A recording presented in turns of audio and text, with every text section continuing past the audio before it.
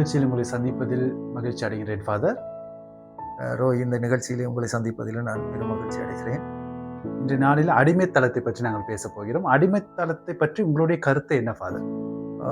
அடிமைத்தனம் பற்றி உண்மையாகவே பேச வேண்டிய ஒரு விடயம் இன்றைய நாட்களிலே.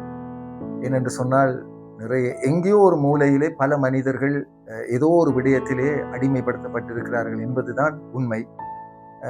அடிமைத்தனம் இல்லாமல் இந்த உலகத்திலே மனிதர்கள் இருக்கிறார்களா என்பது ஒரு பெரிய கேள்விக்குறியான ஒரு சூழ்நிலை இந்த காலத்திலே.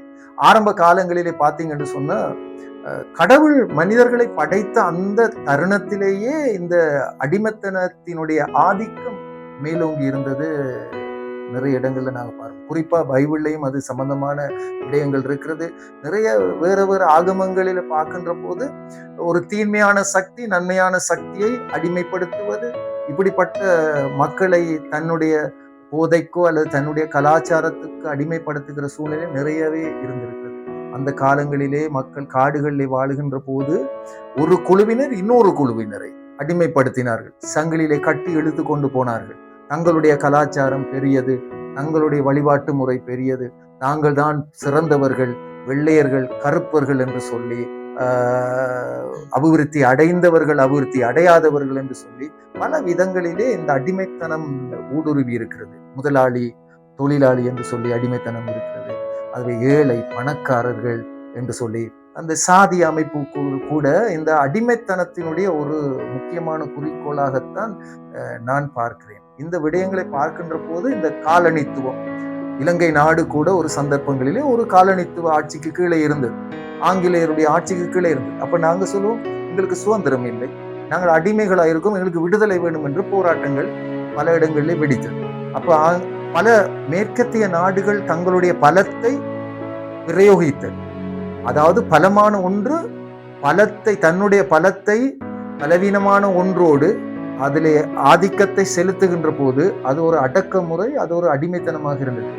இது உதாரணமா நான் பார்த்தீங்களா, இஸ்ரவேல் மக்கள் 400 வருடங்கள் எகிப்தில் அடிமையா இருந்தார்கள். அவர்கள் கெஞ்சி கதறினார்கள், அவர்களை வைத்து வேலை வாங்கினார்கள். அவருடைய பிள்ளைகளை கூட கொலை செய்வதற்கு கூட திட்டம் இருந்தது. ஏனென்றால் அவருடைய பலத்தை குறுக செய்வதற்கு ஏராளமான வழிகளை செய்தார்கள். ஆனாலும் அந்த நேரங்களில் பார்த்தீங்கன்னு சொன்னா, ஒரு தலைவர் வந்து அவர்களை விடுதலை ஆக்குகிறார்.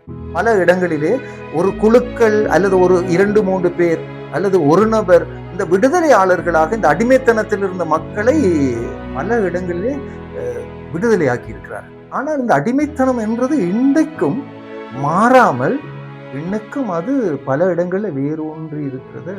நிறைய இடங்கள்ல நம்ம பார்க்கணும்.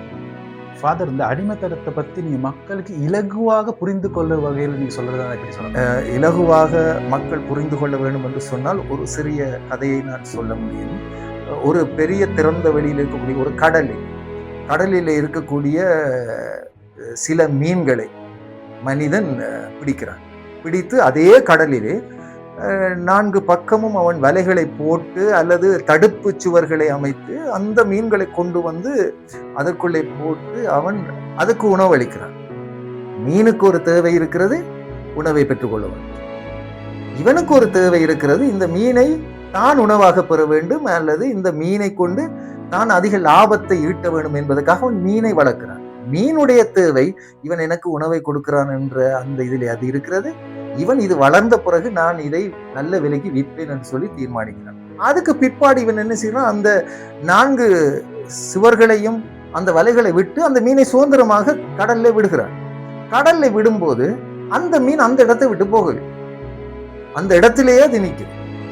அப்ப இவன் வந்து பார்க்கிறான், திறந்து விட்டுட்டேன், இந்த மீன் போய் அது சுதந்திரமா வாழ்றதுக்கு நான் திறந்து விட்ட போது இது போகாம இருக்கு. ஏனென்று அவன் பார்க்கிறான், ஒவ்வொரு நாளும் அது வந்து அந்த டைமுக்கு வந்து வாயை திறந்து உணவு கேட்டு கொண்டிருக்கிறது. அது எங்கேயுமே போகல, அவனுடைய காலடியிலே இருக்கிறது. இதுதான் இன்றைக்கு இருக்கக்கூடிய அடிமைத்தனத்தினுடைய வியூகம். இப்படித்தான் இந்த அடிமைத்தனம் இன்னைக்கு இருக்கு. அதனாலதான் நான் ஏற்கனவே சொன்னேன், அடிமைத்தனம் எல்லா இடத்துலையும் இருக்குன்னு சொன்னேன். இதுதான் இலகுவாக நான் விளங்கப்படுத்த முடியும். நன்றி ஃபாதர். மீண்டும் தொடர் நிகழ்ச்சியில் உங்களை சந்திப்பதில் நாங்கள் மகிழ்ச்சி அடைகின்றோம். மீண்டும் ஒரு நிகழ்ச்சியிலே உங்களை சந்திப்போம். நன்றி, வணக்கம்.